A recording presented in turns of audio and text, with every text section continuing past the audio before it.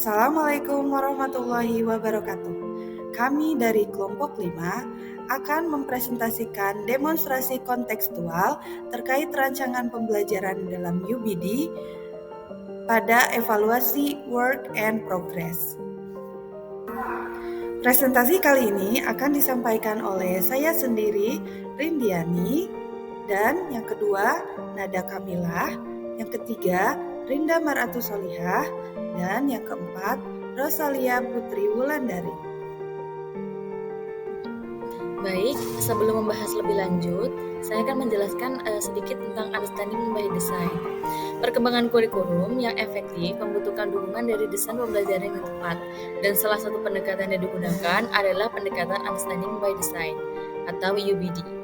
UBD merupakan suatu kerangka kerja yang digunakan oleh pengajar dan pengembangan kurikulum untuk merancang pembelajaran yang terstruktur dan fokus pada pemahaman siswa.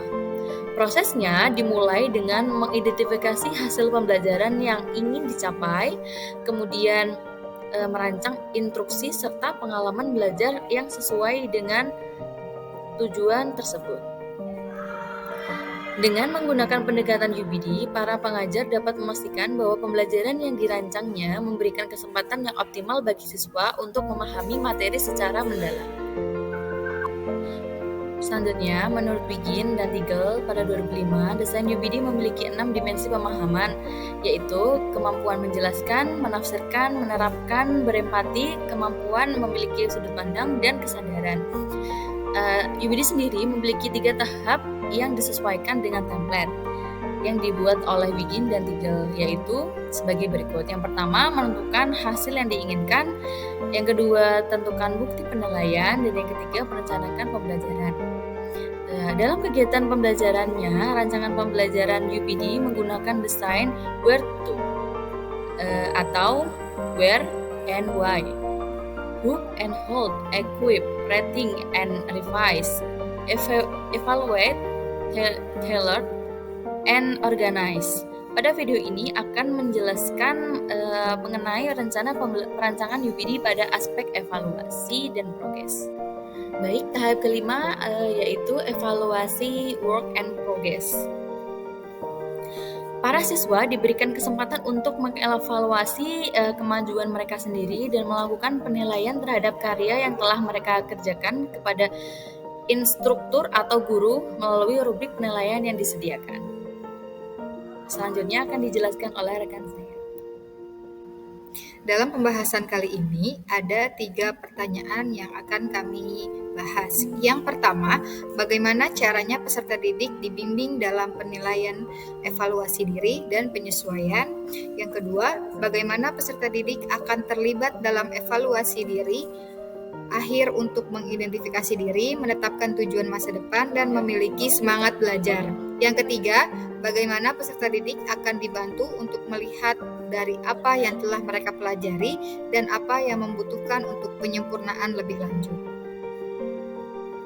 Baiklah, menjawab pertanyaan yang pertama, yaitu bagaimana caranya peserta didik dibimbing dalam penilaian diri, evaluasi diri, dan penyesuaian.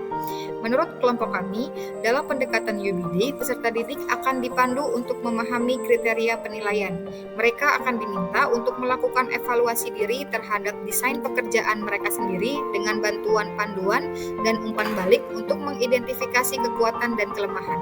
Kemudian, mereka akan didorong untuk merefleksikan desain pekerjaan mereka dan melakukan penyesuaian berdasarkan umpan balik yang diterima, entah melalui revisi atau melalui diskusi kolaboratif dengan sesama peserta didik. Pendekatan ini memungkinkan mereka untuk meningkatkan kualitas desain pekerjaan mereka sesuai dengan standar yang telah ditetapkan. Adapun langkah-langkahnya, yang pertama yaitu jelaskan kriteria penilaian, yang kedua modelkan atau beri contoh proses evaluasi, yang ketiga berikan panduan atau petunjuk untuk evaluasi, yang keempat berikan umpan balik yang konstruktif tentang kelebihan dan kekurangan pembelajaran mereka, yang kelima ajak peserta didik merefleksikan desain pekerjaan mereka, dan yang keenam lakukan kolaborasi dan diskusi. Selanjutnya pertanyaan yang kedua yaitu bagaimana peserta didik akan terlibat dalam evaluasi diri akhir untuk mengidentifikasi diri, menetapkan tujuan masa depan, dan memiliki semangat belajar? Jawaban kami, dalam pendekatan UBD, peserta didik akan mengalami evaluasi diri akhir dengan mengevaluasi kemajuan mereka dalam mencapai tujuan pembelajaran terkait aspek evaluasi kemajuan kerja. Melalui refleksi terhadap kinerja mereka akan mengenali prestasi yang telah dicapai serta hambatan yang mereka hadapi. Dari sini, mereka dapat menetapkan tujuan masa depan yang berfokus dan mengidentifikasi area yang perlu diperbaiki. Proses ini tidak hanya memperkuat semangat belajar mereka dengan menunjukkan kemajuan yang telah mereka capai, tetapi juga memberikan motivasi untuk terus meningkatkan diri. Saya akan menjelaskan langkah-langkah dari pertanyaan nomor 2. Langkah-langkah yang pertama, merefleksikan progres capaian tujuan pembelajaran, yaitu melibatkan peninjauan terhadap pekerjaan mereka dan analisis atas pencapaian yang telah mereka capai serta kendala yang dihadapi selama proses pembelajaran. Yang kedua, identifikasi kekuatan dan kelemahan. Berdasarkan refleksi tersebut, peserta didik kemudian menetapkan tujuan masa depan yang spesifik dan dapat dicapai untuk meningkatkan kinerja mereka di masa mendatang.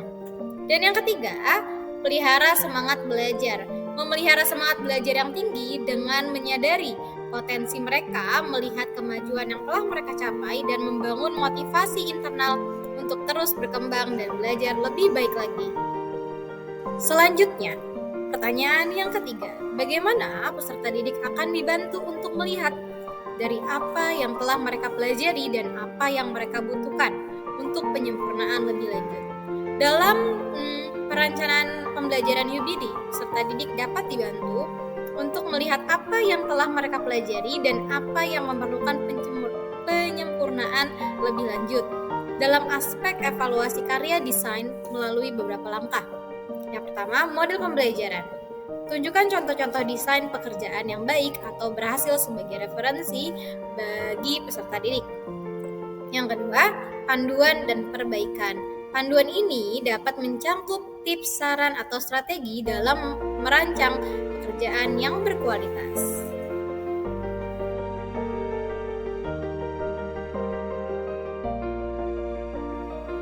Demikian presentasi yang telah kami sampaikan. Semoga apa yang telah kami sampaikan dapat bermanfaat. Mohon maaf bila ada. Assalamualaikum warahmatullahi wabarakatuh.